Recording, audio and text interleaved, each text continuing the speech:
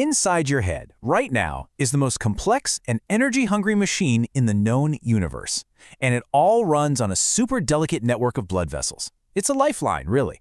So today, we're going to look at what happens when that lifeline is suddenly, catastrophically cut.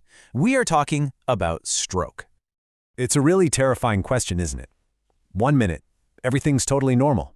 And the next, a part of your brain is being starved of blood, kicking off this cascade of events that can change a life forever.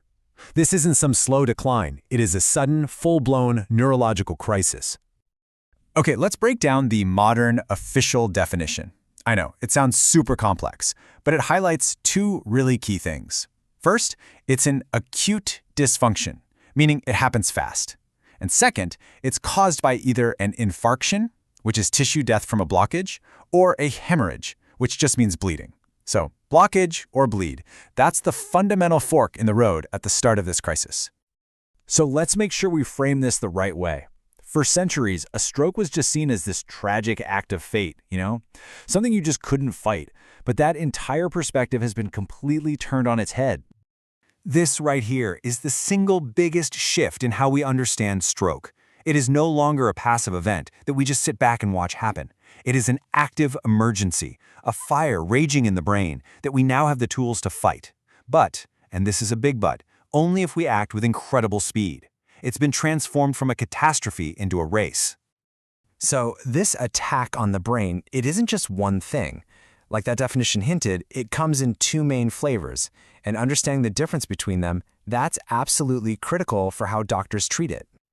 Just look at the sheer imbalance here. It's staggering. A whopping 85% of all strokes are ischemic. They're caused by a blockage. Only about 15% are hemorrhagic, caused by a bleed. Now, both are devastating, for sure, but this tells us that the vast majority of the time, we're dealing with what's basically a plumbing problem.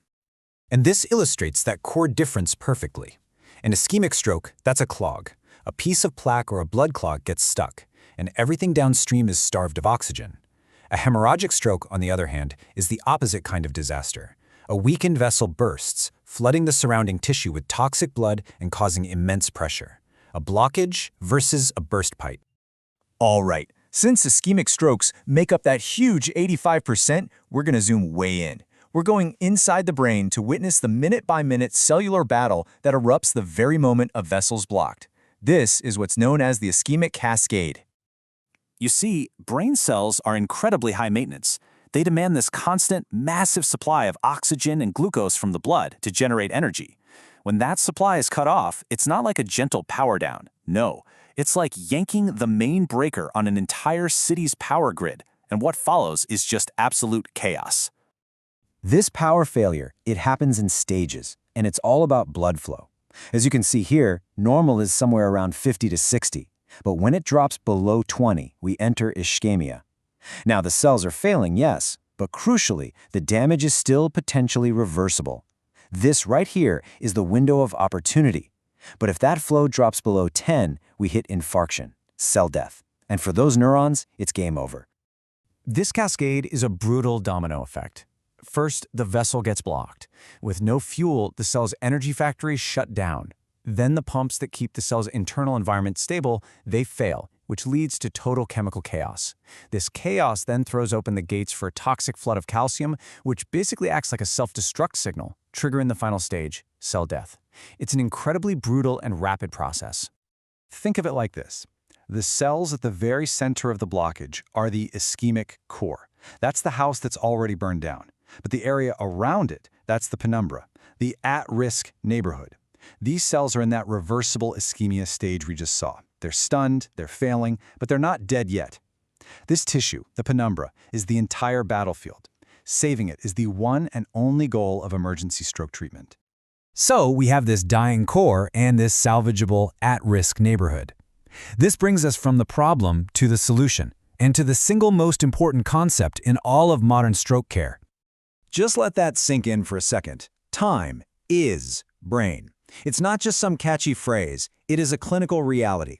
With every single minute that a major stroke goes untreated, an estimated 1.9 million neurons die. The penumbra shrinks as the core of dead tissue just expands and expands. The clock isn't just ticking, it's literally burning away brain tissue.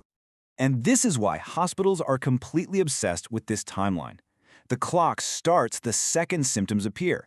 From the moment that patient hits the emergency room door, the goal is to get imaging done, confirm it's an ischemic stroke, and get clot-busting medication in them in under 60 minutes. It's an incredible feat of coordination, all driven by that time is brain mantra. So how do doctors win this race? Well, they have two main weapons. The first is IV thrombolysis, a powerful drug that dissolves the clot.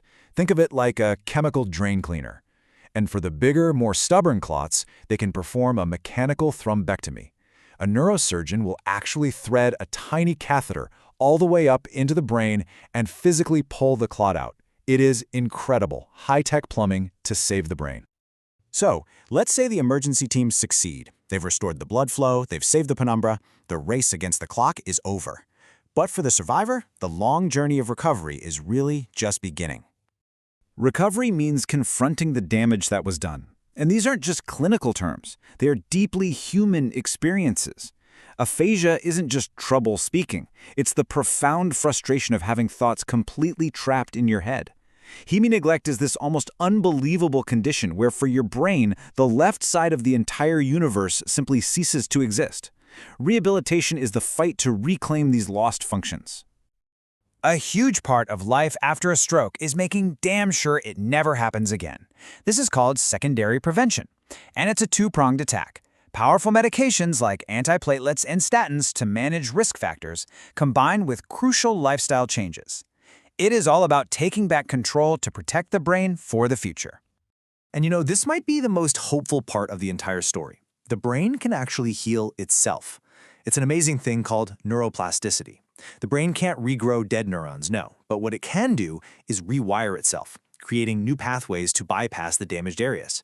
Every single part of modern rehab, from physical therapy to speech therapy, is designed to encourage and guide this amazing process of self-repair. All of this incredible science, these elite medical teams, this frantic race against time, it all hinges on one single thing: someone recognizing the signs of a stroke and making the call for help immediately. The entire chain of survival begins with public awareness.